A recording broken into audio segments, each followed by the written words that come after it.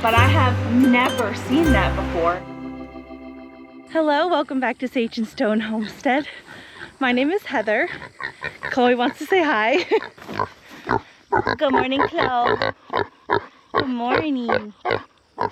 We have a first freshener Nigerian Dwarf goat named Stormy that we have been waiting on to kid, and I do believe today is her day. She's all the way in the back. It's hard to run, I'm sure. Little Gollum was born almost 2 weeks ago, so we've been waiting. I didn't have an official due date for her because I never saw the deed done, but it doesn't matter. We're in the home stretch, aren't we, Mama? Yeah.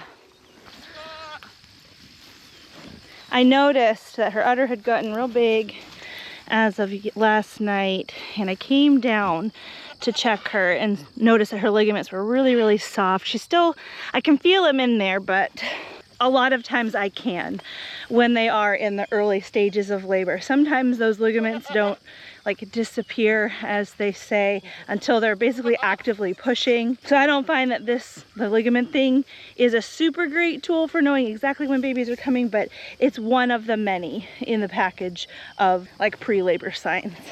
So I'm just trying to keep my eye on her. I'd like her to be out with the herd as long as possible, just being as comfortable as possible and having the ability to move about and get those babies in proper position. Come here, let's go stand in the shade. Let's go. Most of the goats followed me over here, but Stormy, she's back there yelling. Yeah, would you rather go to the barn? Stormy's very vocal this morning. Most of the goats, she's coming now, but most of them came up here pretty quickly, and she stood over there in the sun kind of whining about it for a bit, but she's coming. It's better over here anyway, isn't it? It's quite nice.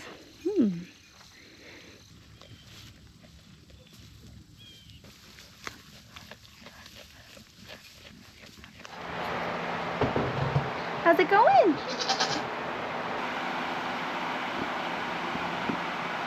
It's a little bit dark in the kidding stall right now. I have the heat lamps off because it's actually pretty warm here today. I need to have the fans on in the barn, and they use the same plug. But I did put Stormy in the kidding stall. She was doing pretty good out with the herd, but she wanted to rest, and it seemed like she wasn't able to do so with a lot of the other goats around. So she came in here more willingly than she did last night when I locked her up. She's been doing little bits of baby talk, getting up and down, digging a tiny bit. I think she's starting to feel things. Stormy is a first freshener. It's really hard to say whether or not she knows what's going on.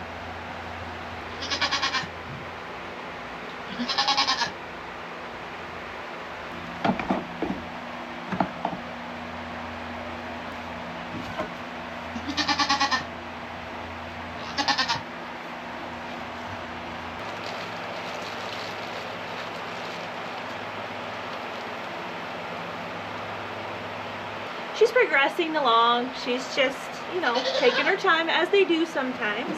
This is her first freshen, so everything is brand new. Her body has never done this before. What I just gave her was some red raspberry leaf tea. Some of them love it. She seemed to kind of be a little bit indifferent to it. Maybe because she doesn't really need it, I don't know, but I put some in her little feed cup over here.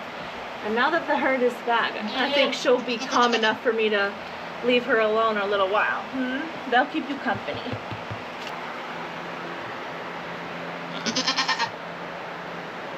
Good morning. It's actually close to 4 o'clock in the morning the next day.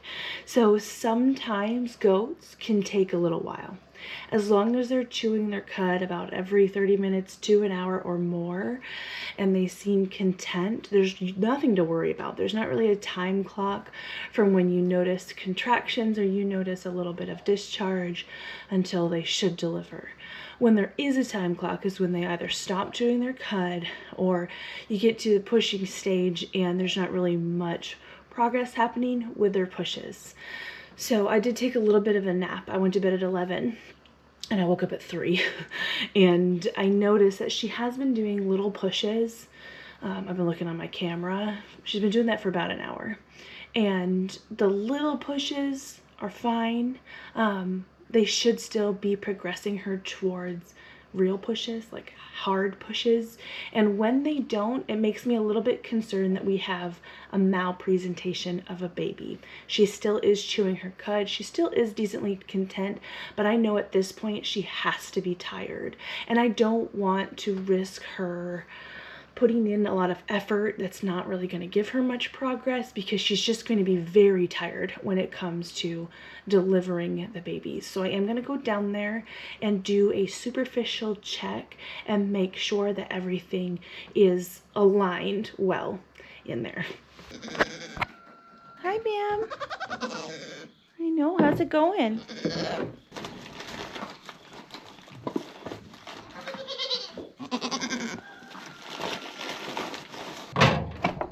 Don't eat my camera.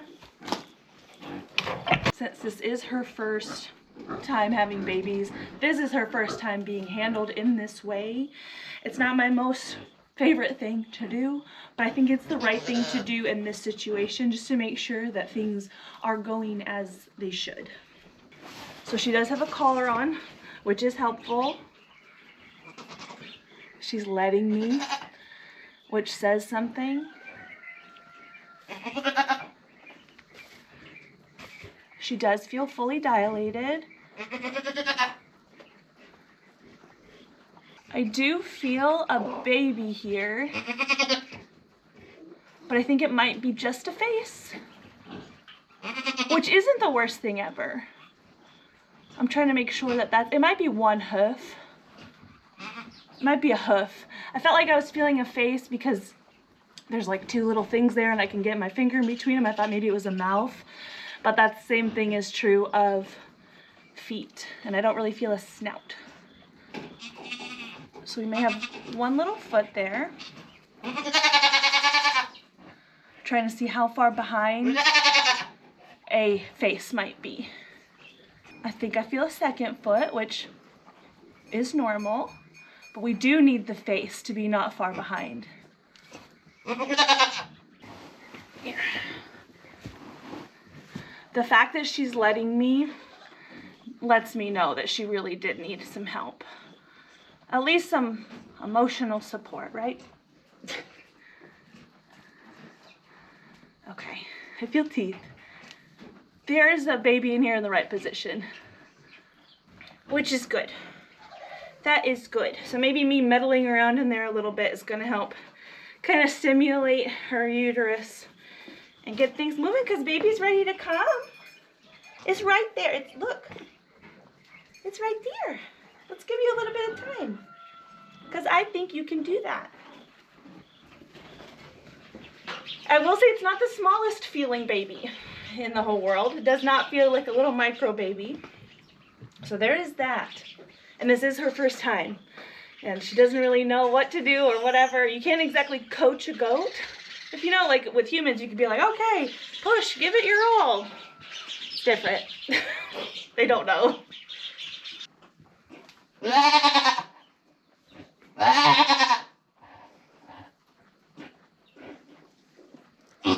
There it is. I broke her water. There! It just took me a second to break that water. If you are going to take the initiative to break water and you're brand new to goats, I wouldn't do it. It's something that you need to know is the water that you're breaking through. Otherwise, you've got a potential of doing damage to your doe. So I could feel that.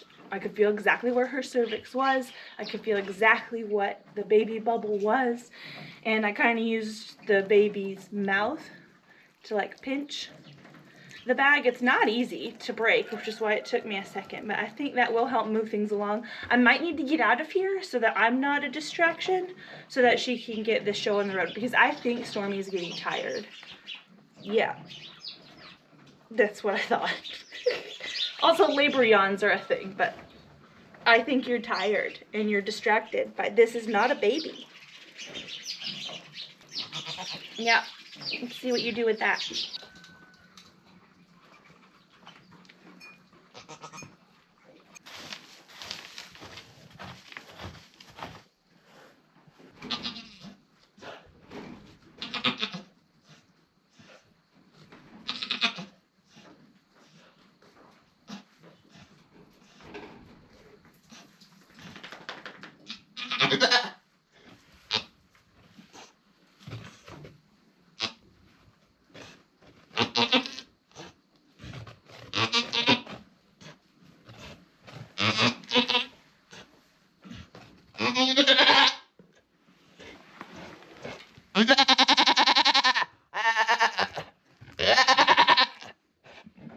The baby did put 1 foot back, if it's the same baby.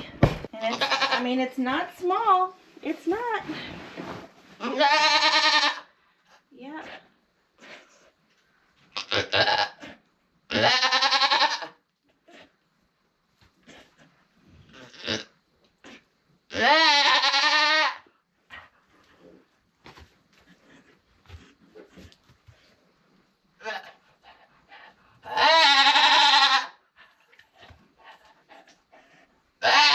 Good girl.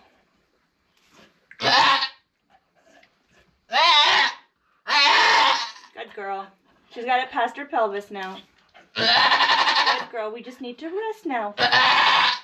Yep. Breathe it out.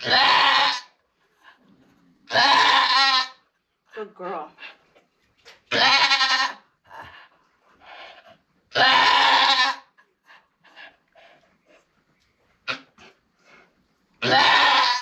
Good girl.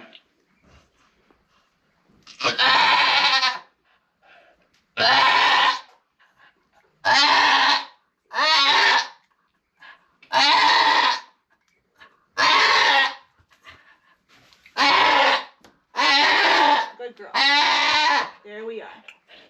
Is that a... There. Good baby. Let's push it out. I know it's... There we are. Look at that giant. Look at him. I'm just going to say him because I know. Look at him. Oh, what a pretty brown boy with moon spots. I can feel it. It's a boy. There. Yes, one ornery boy so far.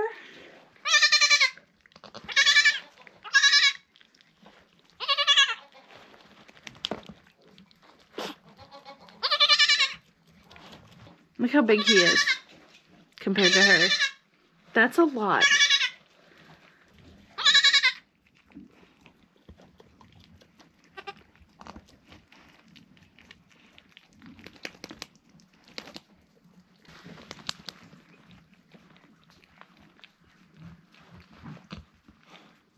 You guys know what happened, don't you? Look at Gollum. Look at him. He's so excited. Did you get a friend? She does have another baby in there. I felt it. And I do want her to deliver the baby sooner rather than later. She's kind of shown a history of being very distractible. And I know that this little boy is the ultimate distraction. So I have gone in there superficially to feel around a little bit. And I have bumped her. I know there's another baby in there. I'm going to help her out a little bit. And it's easiest for me if I can help them out with them laying down. So I'm going to gently, oh, unless she's going to do it herself. That would be awesome. Maybe not. So usually what I'll do to get them down is to take their opposite leg out from under them. Doop, there we go. There, look, you can still lick him. You can still lick him from here. Look, he's right here.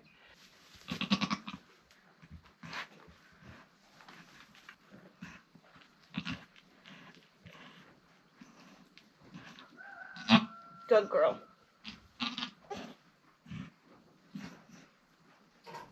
Got it, girl.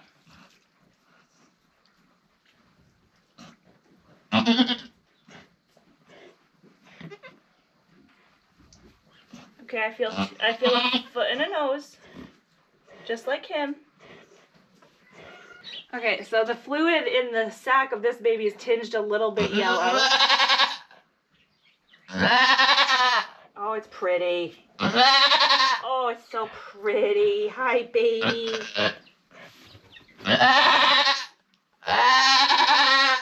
Yeah, one leg back. Oof, and yes, this baby does have meconium. Yep.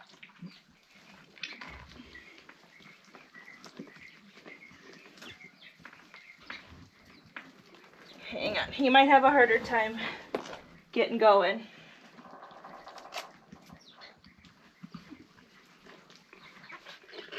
There we go. Cough it up. I think he's all right. He's okay. And I think it's a he. Yes. It's another boy.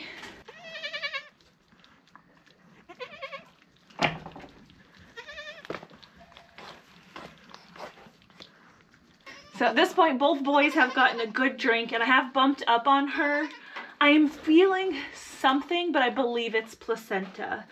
And I'll talk more about this when the daylight returns to us. It's probably not too far away, but her placenta, I think, is a little bit odd. It might be a little bit big. It might be a little bit funny shaped. I'm not really sure. But when this little boy was coming out, I could feel and see some placenta before he was out. I have heard stories about placentas coming out before babies and it working out fine and a second placenta being born. I don't know if that's what's happening here. And again, I've not ever seen that. Normally for me, babies come and then placenta and that is all. But if you have a story like that, I'd like to hear it. I think that's maybe what's going on in here. I don't think she's got another baby. She's got two really big boys. We will weigh them when the sun comes out. But one of them, yeah, it's just one of them has kind of a longer cord. I don't have my nippers on me, but I do have this scalpel. So I think we're going to use this and get their cords all iodined up. They have had a good drink. Both of them have had their colostrum within the first probably hour of life. I haven't really been timing things. Not since they were born, at least. So I want to trim this one's cord. See this guy? Ooh, his cord is a little long. And it's just going to be cumbersome. I know. You're doing good, Stormy. What a good mom. At this point, there's no need to clamp anything. There's not like blood running through it. So we don't have to worry about that. This could be a little bit scary. Let's see if I can manage it. Okay. Don't put your face down here.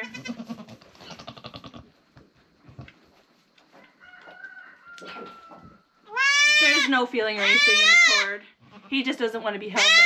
That's our excess. Okay. Here we go. Hopefully you can see that. It's much shorter now.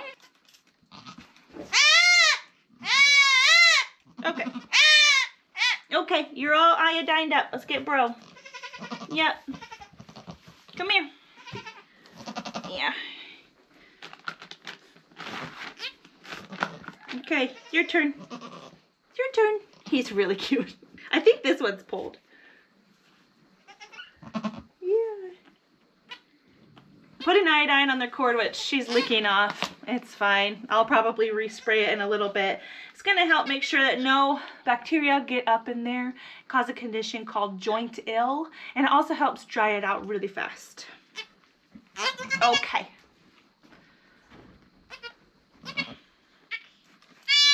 Okay. I know, no one likes that. Here you go.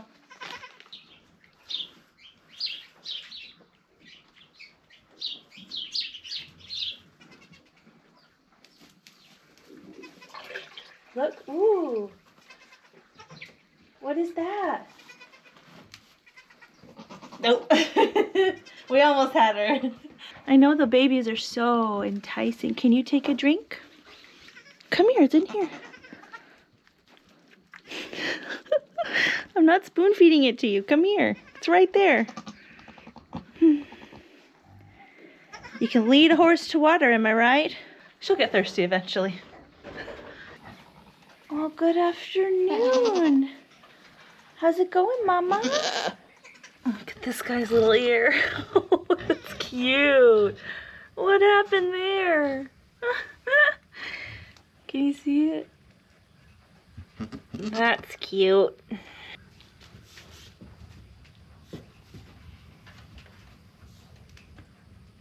Alright, so let's do what we do here and get a weight on these boys. I make it sound like I do this all the time. I actually don't make like regular notes about the size of the babies and how well they're growing. I just sort of eyeball them most of the time and it does work out. But I'm very curious to see how big these guys are, because they look like some of the biggest Nigerians that we've ever had born here. So this time I will zero out my slink. This is baby number 2. Lighter than baby number 1 for sure.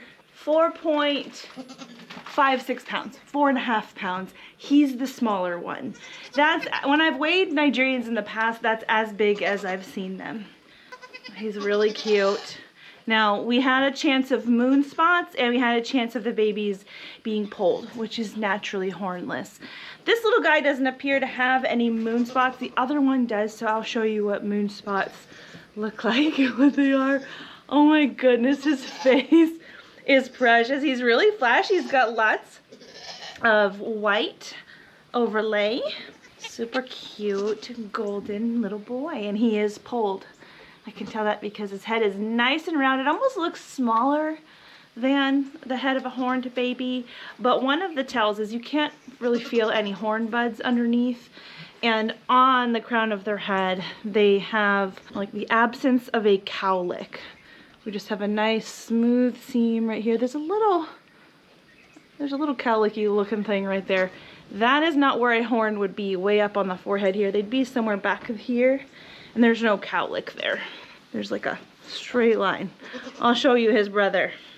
This little cutie has this cute funny thing going on with his ear. That is probably just due to positioning inside the womb, and it'll straighten out. Yeah, we're not making fun of you.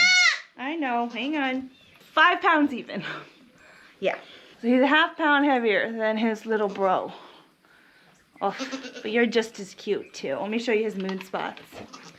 So can you see this kind of silvery gray spot on his side right here?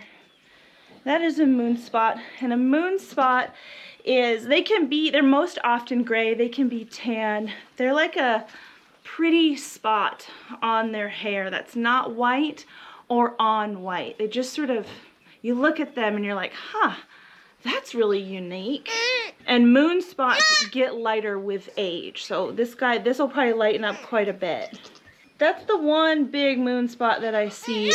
As he gets older, more of them might kind of pop up. Oh, super cute. And see, I don't know if you're going to be able to tell the difference. So funny. But his head, the other goats have arrived in the barn. Hello. His head seems a little bit broader than his brother's. And he does have this pretty pronounced cowlick where he is going to be growing horns. Now, this little guy has already been claimed. I need to ask his family, his new family, if they would like me to dehorn him, because that's going to need to be done in the next week if that is the case. Because yeah, genetically he is horned and would grow horns if we didn't dehorn him. Now he's been over here kind of panting a little bit. He does seem a little bit warm. It was cool this morning. You saw me in my sweatshirt, but it is warm this afternoon. The fans have been off in the barn. I need to turn them on and get this heat lamp off. There we go. Little boys are figuring out nursing, which is good. That's something that I definitely want to see. They both got a really good drink with assistance very soon after birth, but it's really important for me to see that they can find the teat on their own. When we have a small doe with big babies, sometimes that math doesn't work out as far as ease of nursing. So it can be a little bit of a learning curve for both of them to figure out how to nurse effectively, but it looks like at least boy number 1 has figured it out really well. Little boy number 2 here, he is in the right area of her body. For the longest time it looked like he was trying to find an udder between her front legs, so he's figuring it out. But let's talk a little bit about the thing that I saw at this birth that I have never seen before. So I wasn't actually videoing when I saw the result of what I thought might be going on with her placenta, and I want to give you an update on that. So when I am in the middle of a kidding with a doe, and I'm not concerned, but wondering if they have another baby on board, what I'll do is actually kind of step over them and cradle their belly and bump upward. And over time, I have learned how to tell if there's another baby in there or not just by doing that. You'll get something that kind of bumps back at you, and if it's hard and bony, you know that that's a baby because babies have bones. And sometimes if you feel something coming back at you, but it's kind of soft, like there's substance there, but it's soft and not bony, that's the placenta, and you can basically decide that the doe is done.